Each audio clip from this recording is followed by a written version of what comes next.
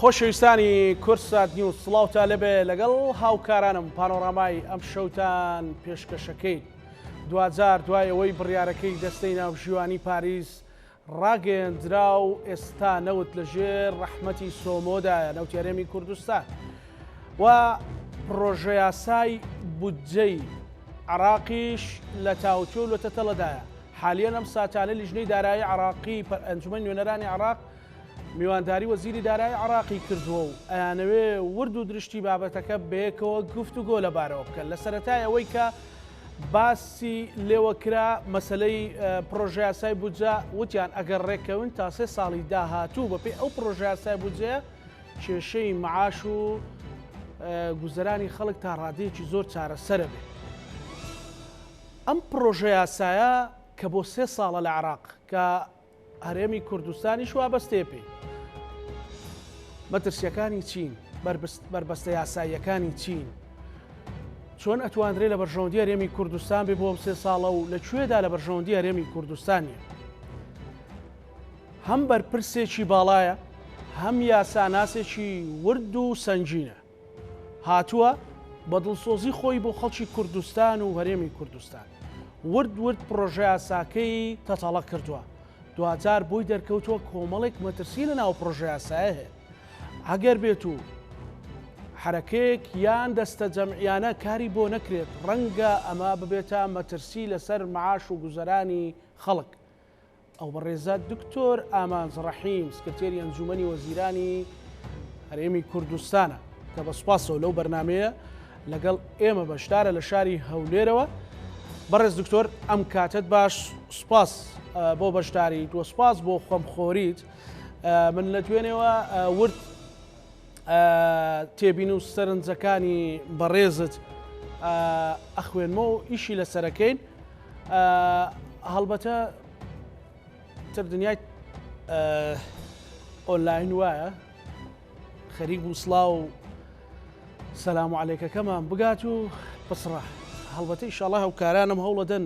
دکتۆر بگەڕێنەوە، بەڵام ئێمە ئەمانەوێ باسی ئەو وردەکاریانەی ناو پرۆژە یاسای بودجە بکەین. بەڵێ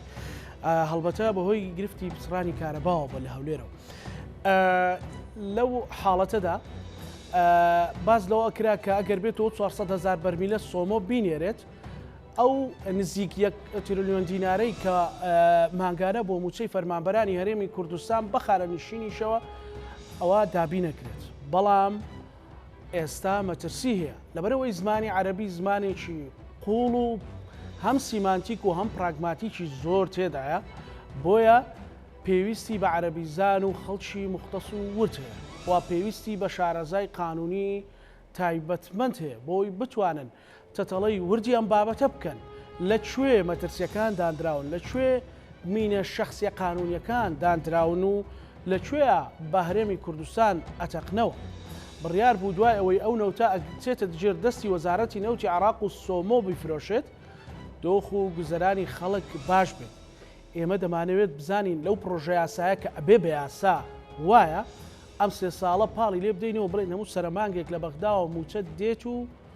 تەواو ئیسراحەتمان کرد، یان ئەوە تا هێشتا دەردەسەری و هێشتا بربەستی جۆراوجۆری تێدایە بۆ ئەوەی کە مانگانە دیسان موچەخۆر و فەرمانبەری هەرێمی کوردستان لە چاوەڕوانی ئەوە بێت کە ئاخۆ کەی ئەو بڕەموچەیە ئەگاتە دەست و ئەویش بگێنێتە بازاڕ و ماڵ و منداڵی پێبژێنێت. ئەمە بابەتێکی تەواو ژیاریە، بابەتێکی تەواو حیاتیە و پەیوەندی بە ژیان و گوزەرانی خەڵکەوە هەیە. هەر لەم سۆنگەیەشەوەیە دکتۆر ئامانز ڕەحیم ئەم بابەتەی بەوردی شی کردوتەوە. دکتۆر سڵاو لێبێ ئەم کاتت باش. من ئەمەوێ بەڕاستی لە بەرچاوڕوونیەکی کورت بدەیتە بینەرەکانم ئەوەی کە بەڕێزت ورد شیت کردوتەوە پرۆژە یاساکە کە ئێستا لە تاوتوێکردندایە چی باشی بۆ خەڵکی کوردستان تایە و چی خراپی تایە، دوای ئەچینە ناو دیتێڵی بابەتەکە. کاک زانای خۆشەویستم کاتت باش و ڕێز و سڵاوم بۆ بینەرانی خۆشەویستی کورسات نیوز. وەکو لە پێشێکێکە بەڕێزت ئاماژەت پێدا پرۆژە یاسای بودجەی عێراق دوای ئەوەی کە لە ئەنجومەنی وەزیران لە مانگی 3 پەسەندکرا ئێستا لە لیژنەی دارایی ئەنجومەنی نوێنەرانە و بەڕاستی ئەم پرۆژه یاسایە وابەستەیە بە ژیان و گوزەران و گیرفانی خەڵکی هەرێمی کوردستانیشەوە و خاڵێکی تریش کە جیاکەرەوەی پرۆژه یاسایی بودجێ ئەم ساڵە ئەویش ئەوەیە کە ئەم پرۆژه یاسایە بۆ 3 ساڵەواتە لە یەکی 2023 دەست پێ دەکا هەتاوەکو سیوێکی 12 ساڵی 2025. وەکو خۆت ئاماژەت پێدا یاسایی پرۆژه یاسایی بودجێ عێراق دوو بەشە، بەشێکیان بریتیە لە دەقە یاساییەکان کە چەند مادە و بڕگەیەکی یاسایی لە خۆ دەگرێ، بەشەکەی تریشیان بریتیە لە خشتەکانی ژمارەکان کە بریتیە ئەویش لە دوو بەش یەکەمان بریتیە لە داهاتەکان کە ئەویش داهاتی نەوتی و غێرە نەوتی و مەسەلەی کورتێنان و مەسەلەی ئەو قەرزانەی کە عێراق وەری ئەگرێ بۆ پڕکردنەوەی ئەم کورتێنانە. بەشی دووەمیشی بریتیە لە بابەتی خەرجیەکان کە ئەویش خۆی ئەبینێتەوە لە خەرجەکانی تەشغیلی و جاری و تعویضات الموظفین و قەرەبووی فەرمانبەران، وەروەها ڕعایی ئیجتیماعی و موچەی خانەنشینان و وەروەها موچەی پێشمەرگە. بەشەکەی تریشی کە بەشی دووەمی سەرێکی بودجەکەی بریتیە لە ئەوەی کە پێی ئەڵێن خەرجەکانی سەرمایەداری واتە پرۆژەکانی وەبەرهێنانی حکومی چ بۆ خزمەتگوزاری گشتی بێ یاخود بۆ ئاوەدانکردنەوە بێ. با وەکو باست کرد سەرەتا لە خاڵەگەشەکانی ئەم پرۆژە یاسایە دەست پێ بکەین. خاڵی یەکەم بۆ یەکەم جارە لەم پرۆژە یاسایە کە لە دوای ساڵی 2006ەوە سەقفی تەرخانکراوەکان بۆ قەرەبووی فەرمانبەرانی هەرێمی کوردستان لە 6 تریلیۆنەوە بەرزکراوەتەوە بۆ 9 تریلیۆن کە بەڕاستی لێرەدا 3 تریلیۆن دینار لە چاو ساڵی 2021 خراوەتە سەر تەرخانکراوی قەرەبووی فەرمانبەران موچەخۆرانی هەرێمی کوردستان. لەگەڵ ئەوەش جگە لەو بڕەپارەی کە باسم کرد کە 9 تریلیۆنە لە حەقلی موچەی خانەنشینیش تریلیۆنێک و نزیکەی 230 ملیار دینار دانراوە و هەروەها بۆ یەکەم جار بە محەددی لە ضمنی موچەی هێزی وشکانی وەزارەتی دیفاعی عێراقی کە 9 تریلیۆن بۆ وەزارەتی دیفاع تەرخان کراوە بۆ ساڵەکە 228 ملیار دیناریش تەرخان کراوە بۆ هێزی پێشمەرگەی کوردستان. ئەگەر ئەم سێ ژمارەیە کۆ بکەینەوانێ و ئەم ژمارانە کە تەسبیت کراون لە ناو خشتەکانی موازنە بگاتە هەرێمی کوردستان، ئەوە مانگانە مەفروزە 887 ملیار دینار بگاتە هەرێمی کوردستان. و ئەوەی کە من پرسیارم کردو لە مانگی سێ ئەم ساڵ کە دووە موچە دراوە لەلایەن حکوومەتی هەرێمی کوردستانەوە، وەزارەتی دارایی 910 ملیار دیناری تەمویل کردووە بۆ موچەی موچەخۆرانی هەرێمی کوردستان و ئەو کاتە عیجزەکە لە بینی ئەو بڕێی کە تەرخان کراوە لە بودجێ عێراقی فدراڵ و ئەو بڕەپارێکی کە پێویستە مانگانە تەنها 25 ملیار دینارێک دەبێت بۆ سەرتاسەری هەرێمی کوردستان کە ئەم 25 ملیار دینارە قابلی پڕکردنەوەیە. بۆیە ئەمە پێم وایە خاڵێکی گەشە. خاڵێکی تری گرنگی ناو ئەم پرۆژە یاسایە ئەوەیە کە بۆ هەموو بەرمیلێکی نەوتی هەرێمی کوردستان لەو 400,000 بەرمیل نەوتی کە ئەخرێتەوە ناو 3 ملیۆن و 500,000 بەرمیل نەوتی ڕۆژانی عێراق، مقابلی هەر بەرمیلێک لە 105 داهاتی هەر بەرمیلێک دەگەڕێتەوە بۆ ئەو پارێزگایی کە مونتیجە واتە بەرهەمهێنەری نەوتە و جارێککە بەکارهێنرێتەوە بۆ پرۆژەکان کە ئەمەش لە هەمان کاتە پارێزگاکانی هەرێمی کوردستانیش کە حەقلیان تایە و حەقلی مونتیجیان تایە سوودمەندە بن لەم بابەتە. و خاڵێکی تریش کە بەڕاستی گرنگە بۆ هەرێمی کوردستان چیتر ئەو پاساوە نەماوە کە عێراق بەکاری بینێ لە بەرامبەر هەرێمی کوردستان کە هەرێمی کوردستان نەوتی سەر بەخۆی خۆی ئەفرۆشێ و داهاتی نەوتەکەش ئەگەڕێتەوانێ بۆ حکوومەتی هەرێمی کوردستان وکو خۆت ئاماژەت پێدا ئەو ئیتیفاقی کە ئیمزا کرا لە بواری نەوتە ئیتر نەوتی هەرێمی کوردستان لە ڕێگەی کۆمپانیای سۆمۆ ئەفرۆشرێت و داهاتەکەشی ئەگەڕێتەوە بۆ حسابێکی بانکی کە ئەمڕۆ بینیمان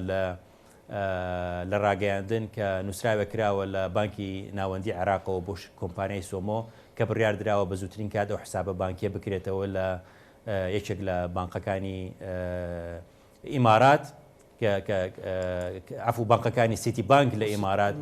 لە ئەبوظەبی کە ئەمە هەنگاوێکی جێبەجێکردنی ئەو ئیتیفاقیە نەوتەیە کەواتە بە شێوەیەکی گشتی ئەکەروەکو ژمارەکانی ناو خشتەکانی موازنە بڕوانی نەبابەتەکە پێم وایە ئەو بەشەی کە دانراوە بۆ موچەی موچەخۆرانی هەرێمی کوردستان و خانەنشینی و هەروەها بۆ هێزەکانی پێشمەرگەی کوردستان پێم وایە بڕێکی باشە وەکو باسم کرد 887 ملیار دینار دەگاتە هەرێمی کوردستان. هەر لەو مادەی کە مادەی 12 لە ناو پرۆژە یاسای بودجە کە بڕگەی یەکەم و بڕگەی دووەمە بڕگەی یەکەم تایبەتە بە نەفەقاتی حاکمە، بڕگەی دووەم باس لە حسەی ئیقلیمەکە. لێرە دوو کۆتوبەندیان داناوە بە دەقە یاساییەکە ئەوەی کە باسم کرد بریتی بوو لە بوارە داراییەکەی بوارە ژمارەیەکەی بەڵام ئەگەر دەقە یاساییەکە بخوێنیتەوە ئەڵێ هەرێمی کوردستان 12.67 وەرئەگرێ لە ئیجمالی نەفەقاتی عێراق بەڵام لەسەر ئەساسی ئینفاقی فعلی نەک لەسەر ئەساسی فعلیەت بەڕێز دکتۆر دانراون لەناو مەترسیەک هەیە ئەو ئینفاقی فعلیە لێرەیە ئەو کۆتوبەندە چییە دروستیەکە بەڵێ ئەمێ ئەو بۆ جەنابت و بۆ بینەرانی خۆشەویستی کوردستان نیوزی ڕوون بکەمەوە کورسات نیوزی ڕوون بکەمەوە ئەویش ئەوەیە کە ئینفاقی فعلی مەبەستەکە لەوەیە ئەو 12.67 لەسەر ئەساسی ئینفاقی ڕاستەقینەی 15 محافظەکەی تر تهدید دەکرێت بۆ هەرێمی کوردستان واتە بە فعلی چەند خەرجەکرێ و لەسەر ئەساسی ئەوە نیسبەتێک بۆ هەرێمی کوردستانەکرێ کە ئەمە لێرەوە ئاکات ئەو ژمارانی کە تەسبیت کراون لە ناو خشتەکانی موازنە نەگاتە هەرێمی کوردستان چونکە لێرە ئەگەر تۆ سیر بکەیت ئەڵەن موازنەی عێراق 200 تریلیۆنە طبعا کە دەڵێ 200 تریلیۆنە مەبەست ئەوە نییە کە عێراق 200 تریلیۆن دیناری لەبەردەستە 200 تریلیۆنەکە بریتیە لە خەمڵاندنی خەرجیەکان بەڵام ئەو داهاتی کە بە فعلی لەبەردەستی عێراقا بریتیە لە 170 تریلیۆن کە داهاتی نەوتە 70 تریلیۆنیش کە بریتیە لە داهاتی غیرە نەوتی باج و گومرگ و ڕسومات هەردووشیان پێکەوە ئەکاتە 134 تریلیۆن واتە بەغدا کاتێک 16 تریلیۆن پوین 6 بۆ تۆ ئەنێرێ لە ساڵێکە یاخود بڵین 8 ملیار دینار بۆ دەنێرێ ئەگەر هاتوو داهاتەکەی گەیشتە 200 تریلیۆن دینار بەڵام باقیەکەی تری 65 تریلیۆن عیجزی هەیە کورتێنانی هەیە و کۆتوبەندی دووەم کە لە ناو مادەی 12 بڕگەی دووەم هاتووە ئەڵێ هەرێمی کوردستان نابێت لە هیچ حاڵەتەکان نیسبەتەکەی زیاتر بێت لەو نیسبەتەی کە دەیکەوێت 12.67 تەنها لە داهاتی نەوتی و لە داهاتی غیرە نەوتی واتە ئەگەر بەغدا لە داهاتوو عیجزەکەی خۆی پڕ کردەوە بە وەسایلەکانی تری غیری داهاتی نەوتی و غیری دەواازە سنوورەکان ئەوە هەرێمی کوردستان لێی سوودمەند نابێت طبعا ئەمە جیاکاریەکی گەورەیە کە ئەکرێت لەگەڵ هەرێمی کوردستان لە چاو پارێزیەکانی تر بۆ نمونە بەسڕەش محافظەیەکی منتیجی نەوتە بەم شێوەیە مامەڵی لەگەڵ ناکرێت باسی ئینفاقی فعلی ناکرێت باسی ئەوە ناکرێت کە نیسبەتەکەی بەسڕە تەنها لەسەر ئەساسی داهاتی نەوت و تەنها لەسەر ئەساسی دەواازە سنوورەکانە بێت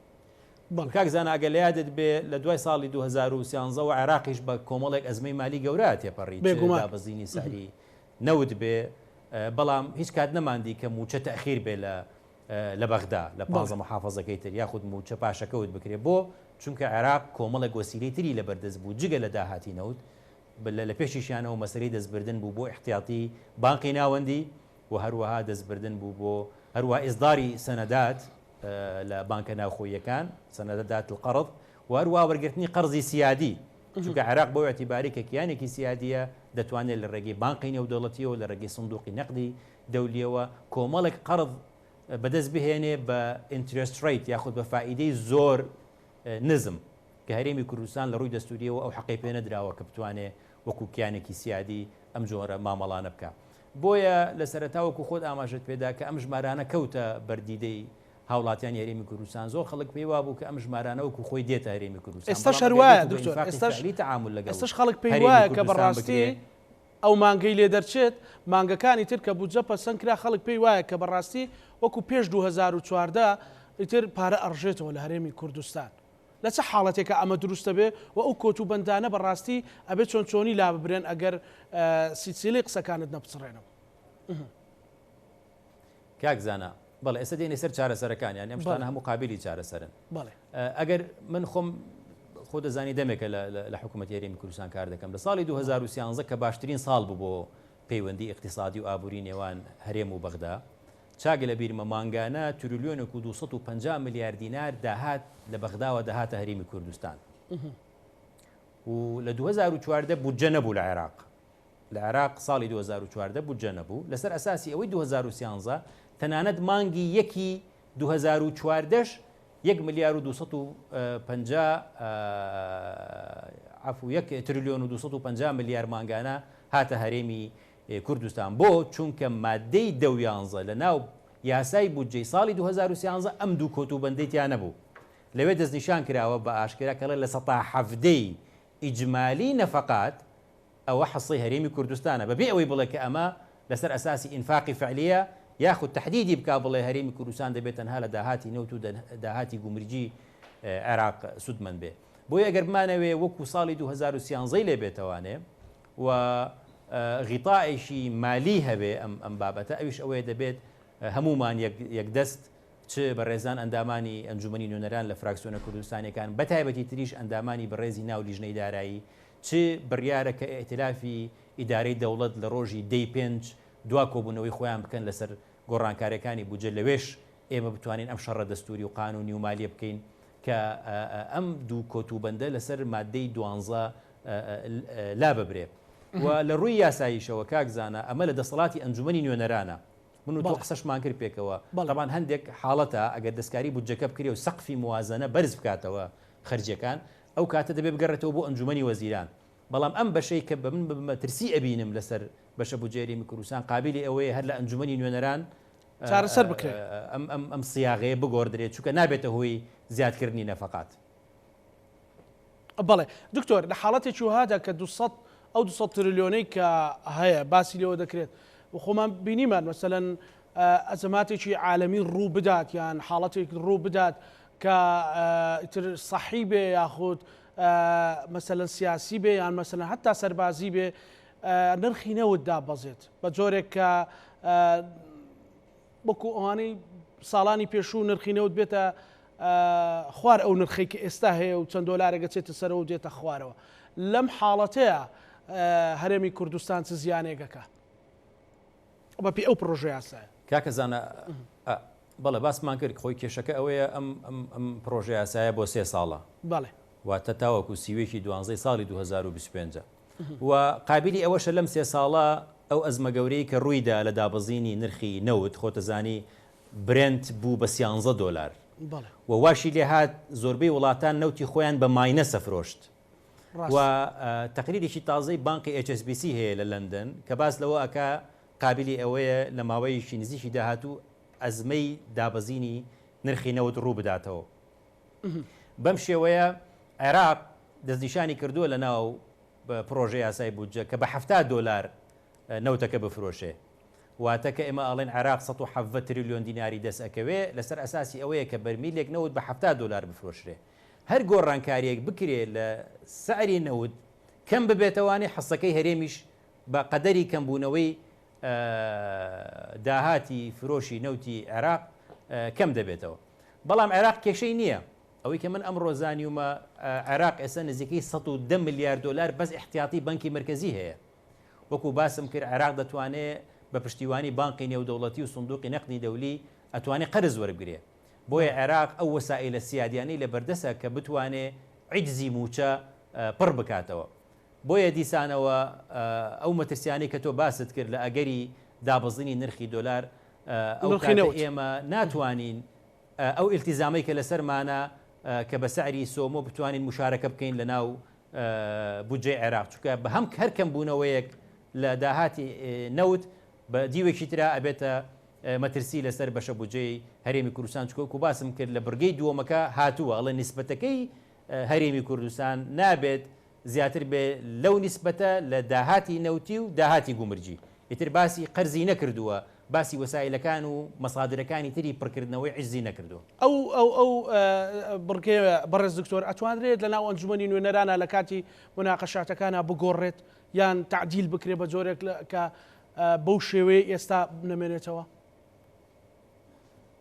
خۆی قانونی ئیدارەی مالی ئیتیحادی هەیە کاک زانا قانونی ژمارە 6 ساڵی 2019 کە ئەمە ئێمەی قانونی پێی ئەڵێن شەریعەی عامە یاخود دەستوری مالی عامە لە سەرتاسەری عێراق. لێرە مادێکی تایە وەڵامی ئەم پرسیارەی جەنابە دەداتەوە. ئەو دەسەڵاتانی دەستنیشان کردووە بۆ ئەنجومەنی نوێنەران چۆن مامەڵە لەگەڵ پرۆژە یاساکە بکە. ئەڵێ هەر گۆڕانکاریەک لە ناو پرۆژە یاسا ئەگەر نەبووە هۆی زیادکردنی سەقفی نەفەقات ئەوە سەلاحەتی ئەنجومەنی نوێنەرانە. وەکو باسیشم کرد ئەمە بابەتە قانونیەکەیە سیاغەکەیە داڕشتنەکەیە قابلی ئەوەیە لە ناو ئەنجومەنی نوێنەرانە گۆڕانکاری کرە. بەڵام دیسانە وایە ئەمە ئاسانە من پێم وایە ئاسان نیە ئەگەر ئیشی بۆ نەکەین. ئەبێ لەسەر ئاستی مەجلیسی وزەرا ئیش پێین ئێمە نوێنەری زۆر باشمان هەیە ئەندامانی ئەنجومەنی وەزیران کە کورد و کوردستانین ئەوان لەگەڵ وەزیری نەوت لەگەڵ وەزیری پلاندانان لەگەڵ وەزیری دارایی کاری لەسەر بکەن و مجتەمەعی نێودەوڵەتی بەڕاستی و بەشی ئەوە ئێمە لەو توێژینەوەی کە جەنابەت باست کرد هەموو چوارچەوە دەستوری و قانونەکەش ڕوونکراوەتەوە بۆ ئەم مەطالیبانەی هەرێمی کوردستان. بۆیە ئەو کۆتوبەندەی کە دانراوە قابلی ئەوەیە لە ڕێگەی ئەنجومەنی نوێرام کرێ. بەڵام هەر بابەتێک ئەگەر زیادکردنی سەقفەکەی بێ ئەبێ بە مختەرح بێتەوە بۆ سەقفی موازنەکە بێت دەبێت بە مختەرح بێتەوە بۆ ئەنجومەنی وەزیران. بەڵام بۆ چوونەوە بۆ ئەنجومەنی وەزیران تا ڕادەیەک ڕێگاکە قورس بووە سەخت بووە لەبەرەوەی ئیدارەی دەوڵەت ژەوێت تا کۆتایی مانگ ئەو پرۆژە یاسا بکە بە یاسا تێیپەڕێنە لە ئەنجومەنی نوێنەران. ئەمە ینی ڕێگای هەرێمی کوردستان یان ڕێگای خەڵکی هەرێمی کوردستان قورستر ناکات یان سەختتر ناکات؟ زانی چۆنە کاکە زانە ئێستا گرنگە بەڕاستی ئێمە ئیشی لەسەر بکەین ینی ئەو دەرفەتێکی ئێستا لە بەردەستەوە وەکو باسیشم کرد ئەم مەسەلەی ئینفاقی فعلی و ئەم مەسەلەی تهدیدکردنی نسبەتی ئیقلیم بە مساهمەی ئیراداتی نەوتی و گومرگ پێم وایە ئێمە ینی ئەگەر بە باشی ئیشی لەسەر بکەین لەم هەفتەیە لەم ماوەی کە ئێشتا تەقریری لیژنەی دارایی ئامادەن ینی تەواو نەبووە. طبعا ئەبێ لەسەر لیژنەی دارایی ئێمە کار بکەین لەکە لە 24 ئەندام پێکهاتووە لیژنەی دارایی ئەنجومەنی نوێنەران تەنها 4 ئەندامیان کوردن و لیژنەی دارایی نوێنەری هەموو فراکسیۆنەکانی تایە. بۆیە گرنگە ئەگەر هاتوو لە ئێتلافی ئیداری دەوڵەتەوە ئیش بکرێ عازی سیاسی بێتەوە بۆ ئەندامانی لیژنەی دارایی گرنگە کە ئەمە بکرێ بە تایبەتیش ئیتر وەکو باسم کرد ئەو پاساوە نەماوە لای حکوومەتی فیدراڵی کە بڵن هەرێمی کوردستان نەوتی سەر بەخۆی خۆی ئەفرۆشێ. ئێستا نەوتەکە وەکو خۆت باست کرد لە پێشێکەکەش لە ڕێی سۆمۆ ئەفرۆشرێ بە هەمان ساری سۆمۆ ئەفرۆشرێ و یەت حسابێکی بانقیەوە کە لە ژێر تدقیق و ڕقابەی دیوانی ڕقابەی مالی ئیتحادیە وەروە شەریکەیەکی نێودەوڵەتی ئۆدتینیش وردبینیش وردبینیەکە. بۆیە نابێت جیاکاری بکرێت هەرێمی کوردستان بە جۆرێک مامەڵە بکرێت کە جیابێت لە مامەڵەکردنی بەسرە و باقی محافەزاتەکانی تر. ئەو 110 ملیار دۆلارە بەڕێز دکتۆر مەسەلەن کە یەدەژی عێراقا هەرێمی کوردستان لە هیچ حاڵەتێکە ئەتوانرێت لی سوودمەند ببێت یان لە حاڵەتی دابەزین یان ئەزماتێکی اقتصادیە؟ خۆی ئەو 65 تریلیۆنە بەڵێ عیجزە وەکو باسم کرد نەفەقاتی عێراق بە 200 تریلیۆن دانراوە خۆی 135 تریلیۆنی هەیە 65 تریلیۆنی عیجزە بێ پڕی کاتەوە عێراق. بۆیە ساڵانە لە دوای 2014 ئەگە سیر بکەیت لە عێراق ئەو بەشەی تری بودجە کە پێ ئەڵێن بودجەی ڕەئسمالی کە بۆ پرۆژەکانە هیچی لێ خەرج نەکراوە. ئێستا لەو 16 تریلیۆنێکی بۆ هەرێم دانراوە 16.6 2 تریلیۆن و تقریبا 2.3 تریلیۆنی بۆ بودجەیە بۆ پرۆژەکانی هەرێم دانراوە کە ئەمەش بە ئینفاقی فعلی هیچ نایە بۆ ئێمە چونکە عێراق خۆی سەرفی ناکە. چونکە ئەگەر بەراورد بکەی بەڕێزت لە نێوان داهاتی حەقیقی عێراق کە 135 تریلیۆنە لەگەڵ خەرجەکانی متعلق بە جاری نەکی ڕەسمالی هاوتان ئەویش 133 تریلیۆنە. بۆیە ئەوەی کە متعلقە بە پرۆژەکانەوە پێم وانییە بێت ئەگەر لەسەر ئەساسی ئینفاقی فعلی تەعاملمان لەگەڵا بکەن. بۆیە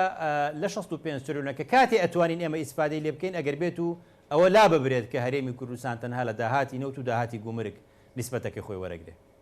بەڵێ کەواتە ئێستا خەڵک بەڕێزت هەمویان دۆست و هاوڕێی بەڕێستن مەسەلەن خەڵکی زۆر باش لە نمونەی دکتۆرە نەرمین کاک جەمال لە ناو لیژنەی دارایی ئەنجومەنی نوێنەرانی عێراقن ڕاستە لێرە کێشەی سیاسی هەیە بەڵام ئەو بابەتە پەیوەندی بە ژیانی خەڵکەوێ لە زاخۆ تاکۆ گەرمیان. ئێستا کاتی ئەوەیە چی بکەن بۆ ئەوەی بتوانن و دەستێکی سیاسیش پاڵپشتیان بێ هەم لە چوارچەوەی کۆبنەوەکانی ئیداری دەوڵەت کە بڕیارە دەی پێنج ئەو کۆبنەوەی بکرێ و هەمیش تەنانەت نوێنەری حکوومەتی هەرێمی کوردستانیش کاک فارس بتوانن ئیشێکی دەستە جەمعی بکەن بۆ چارەسەری ئەو کۆتوبەندانە. خۆی کاکەزانە سەرۆگۆزیران محەممەد شیع سوودانی دوێنێش لە پرس کۆنفرانسێک تەکیدی کردەوە کە ئەو باسی لەوە کردکەوتی ئێمە بەرپرسین لە بەرامبەر دابینکردنی موچەی موچەخۆرانی هەرێمی کوردستان. وەکو باسیشم کرد ئەوەی جێ دڵخۆشیە بڕێک پارەی زۆر باش لە زمانی جەدوەلی تعویضات المۆزەفین و ڕعایی ئیجتیماعی و ڕاتبی خانەنشینی و پێشمەرگە دانراوە بۆ هەرێم. بەڵام گرنگە کە کاتێک ڕئیس وزەراوە ئەڵێ ئەبێ غیتای قانونی هەبێ. منیش بەبستم ئەوەیە چونکە ئەم بەڕێزێکی ئێستا وەزیری مالیەیە بەڵێ کە ئەم بەڕێزێکی ئێستا وەزیری مالیە بەڕێز طیف سامی ئەم بەڕێوبەری گشتی موازنە بۆ چەندین ساڵ لە دوای ساڵی 2006ەوە و ئێمە کە لە 2022 سەردانی بەڕێز عەلی عەلاویمان کرد ئەو باسی لەوە کردوتی ئێمە لەسەر ئەساسی ئینفاقی فعلی بە قانون تەعاملتان لەگەڵەکەین وبالنهاية نە ڕئیس وزراء ئەتوانێ، نە وەزیری مالیە ئەتوانێ، نە مدیر عامی موازنەی عێراقیش ئەتوانێ پارەیەک خەرجکە ئەگەر بێت و غیتائی قانونی نەبێت، غیتائی مالی نەبێت. بۆیە گرنگە ئێمە کە ئەم مەترسیانە خراونەتە ڕوو ئەبێت لە ئێستا چارەسەریکەین. وەکو باسیشم کرد ئەمە بۆ 3 ساڵە، ئێمە تا 2026 جارێکی تر پرۆژە یاسای بودجە لە عێراق نابینینەوانێ. تێکستەکانی ناو ئەم پرۆژە یاسایە حکمی ژیان و گوزەرانی خەڵکی هەرێمی کوردستانەکە بۆ 3 ساڵ. بۆیە من بە تەجروبەی خۆم کە پێشینەیەکی دوور و درێژم هەیە لەم دۆسەیە لەگەڵ عێراق و لە مفاوەزات، ئەزانم لە عەقڵێت و مێنتاڵیتی وەزارەتی دارایی عێراق چۆن لەم بابەتە ئەڕوانێ. بۆیە من بەم 2-3 دەستەواژەی کە هاتووە دەبێ گۆڕانکاری تیا بکەین تاوەکو کاتی ڕئیس وزرا ژوا ئەڵێ غیتائی قانونی و غیتائی مالی هەبێ بۆ جێبەجێکردنی پابەندیەکەی. و لە هەمان کاتە پێشنیارێکی تریش کراوە ئەگەر ئینفاقی فعلیش لانە چێ، من پێشنیارێکی ترم کردو لە توێژینەوەکە، ئەویش ئەوەیە هیچ نەبێ ئینفاقی فعلی هەرێمی کوردستان حساب بکەن لە زمانی ئیجمالی ئینفاقی فعلی هەموو عێراق. و ئەوەی جێ دڵخۆشیە لە ساڵی 2022 لیژنەیەکی هاوبەشی هەردوو ڕقابەی مالی هەرێم و بەغدا پێکەوە هاتنە هەرێم و مساعدەقەی هەموو خەرجەکانی هەرێمی کوردستانیان کردو. واتە ئێستا خەرجەکانی هەرێمی کوردستان بۆ ساڵی 2022 ستامپی دیوانی چاودێری دارایی پێوەیە کە ئەمە ئینفاقی فعلیە و لە قانون ئیداری مالی هاتووە دەڵێ نەفەقاتی هەرێمیش جزئێکە لە موازنەی عێراق. ئەمەش خاڵێکی ترە کە ئەگەر ئینفاق فعلی بمێنێ بەڵام نەفەقاتی هەرێمی کوردستان ئیزافە بکرێت. بۆیە لەوانەیە لە بەرنامەیەکی ئاوا کاکەزانە زەحمەت بێ بچینە ناو تەفاسیلی فەنی و تەکنیکی و قانونی و مالی ئەم بابەتە، بەڵام هۆشداریەک هەبێت هاوڵاتیانی هەرێمی کوردستانیش بەڵێ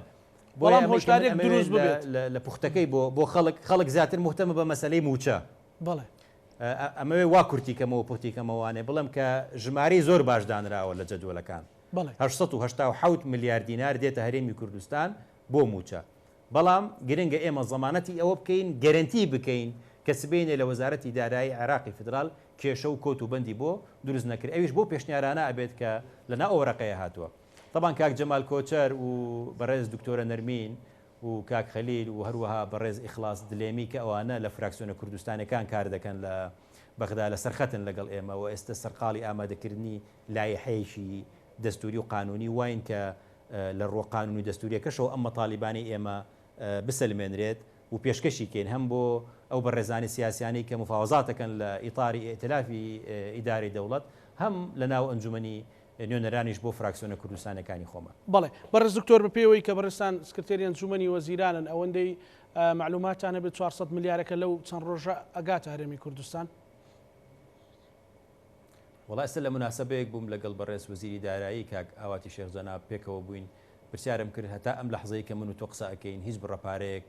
نەگەیشتووەتە هەرێمی کوردستان، بەڵام هێشتا هەر سەرقاڵی بڵێن پرۆسەی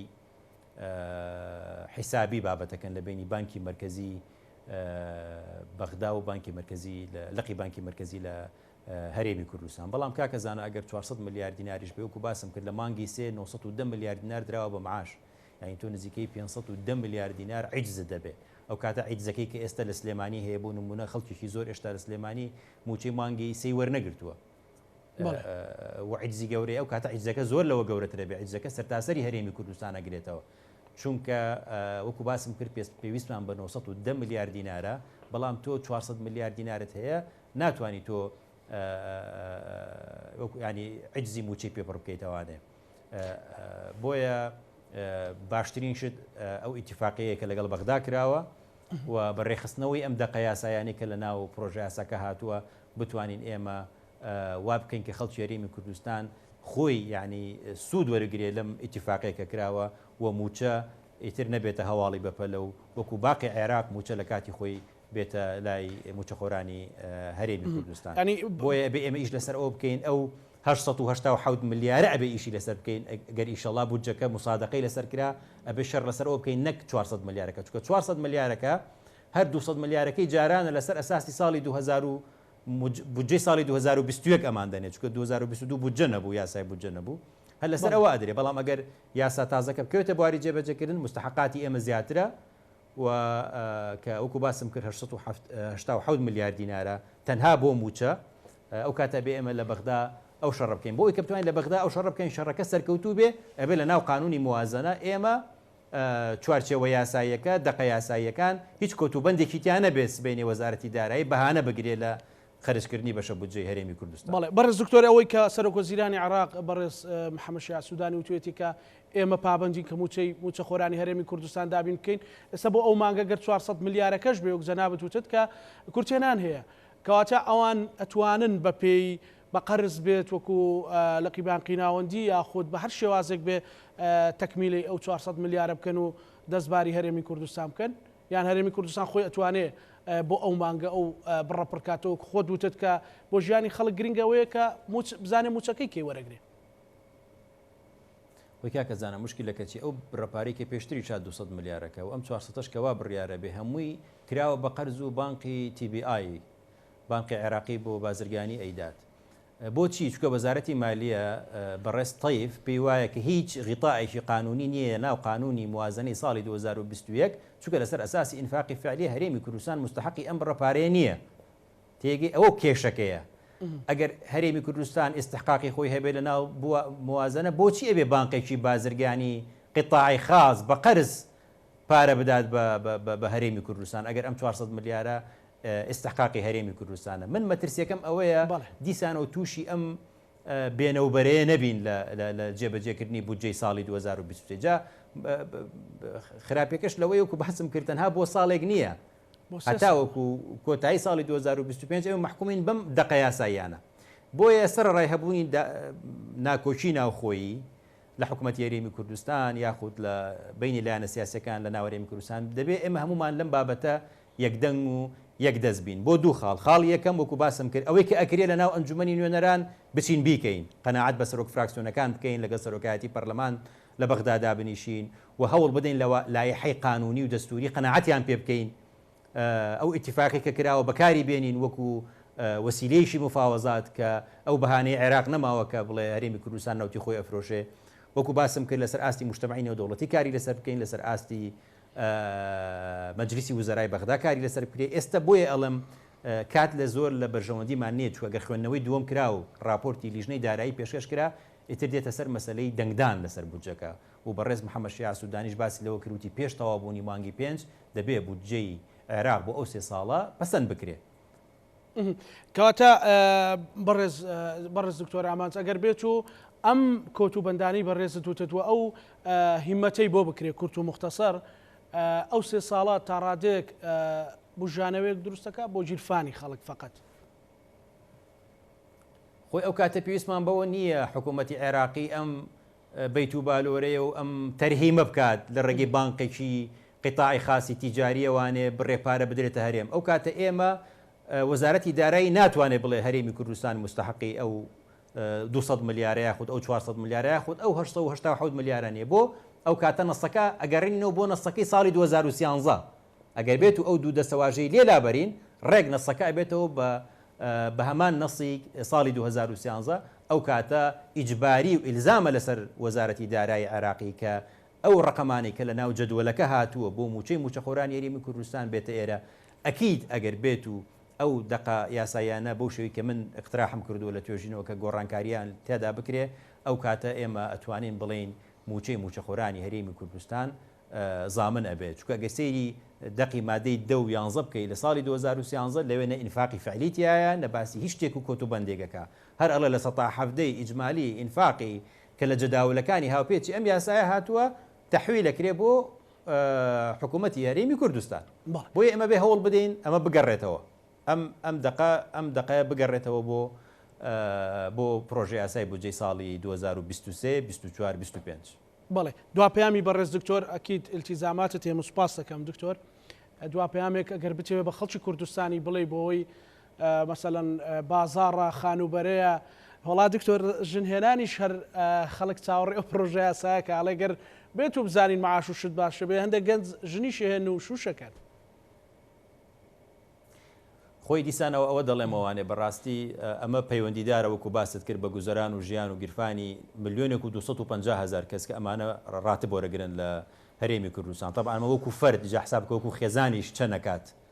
و ئەوەشی کە لە بازار ئیشەکە لە دەرەوەی حکوومەت هەر ژیانی وابەستەیە بەو موچەی کە موچەخۆران وەری دەگرن. بۆی قسەکەی جەناب زۆر تەواوە من ئەمەوێ نامەوێ خەڵک ڕەشبین کەم لە بەرامبەر ئەم پرۆژە یاسایە نەخێر پرۆژه یاساکە لە ڕووی ژمارەوە زۆر باشە و وەکو باسم کرد ئەو ژمارانەی کە لە ناو جەداولەکان هاتوون هەمویان زۆر باشن و قابلی ئەوەیە کە بڕەپارەیەکی باش ماگانە بێتە هەرێمی کوردستان بە تایبەتی موچە ئەمە یەکەم جارە لە 6 تریلیۆنەوە موچەخۆرانی هەرێمی کوردستان بگەێنرێتە 9 تریلیۆن یعنی تەنها تۆ لە حەقلێک 3 تریلیۆن ئیزافە کراوە بۆ حەسەی ئیقلیمی کوردستان بەڵام بە جوهدی هەموو لایەک دەبێت کار لەوە بکەین کە سبێنێ وەزارەتی دارایی بەهانەمان پێ نەفرۆشن لە مەسلەی سیاغەی مادەیەک یاخود بڕگەیەک چکە و کاتە نە سەرۆگۆزیران ئەتوانێ و نە مدیر عامی موازنە نە وەزیری مالیەش ئەگەر غیتای قانونی نەبێ بۆ خەرجەکانی هەرێمی کوردستان و من خۆشم دڵنیام لەوەی کە هەم لایەنە سیاسیەکان هەم ئەندامانی ئەنجومەنی نوێنەران هەم ئێمە ومانان هەموو پێکەوە یەکدەنگ و یەکدەست بە پشتگوێ خستنی هەر ناکۆچێکی سیاسی هەموو کارەکە لە پێناوی ئەوەی کە پرۆژه یاساکە بەو شێوەیە بێ کە خەڵکی هەرێمی کوردستان چاوەڕوانیەکە. زۆر سپاس بۆ بەڕێز دکتۆر ئامان سەڕەحیم سکرتێری ئەنجومەنی وەزیرانی حکوومەتی هەرێمی کوردستان لە هەولێرەوە لەگەڵمان بوو. سپاس بۆ دەرفەتە بەڕێز دکتۆر. وەکو دکتۆر وتی هیوادارین ئەو کۆچ و بەندانە کە چ باسیەوەی ئینفاقی فعلیەکە و چ باسیەوەکە کە سەقفی موازنەکە بەرز بکرێتەوە ئەمانە لا ببرێت و بە تایبەتی ئینفاقی فعلی کە گرفتە لە ئێستاە بۆ هەرێمی کوردستان بەڵکو لەو 3 ساڵی داهاتوو تا ڕادەیەکی زۆر ژیان و ژیاری خەڵکی کوردستان بپۆشێتەوە. ئێمە لەگەڵ هاوکارەکانمان پانۆرامامان پێشکەشکردن ئێوەش ئەمانەتی خوای گەورە بن.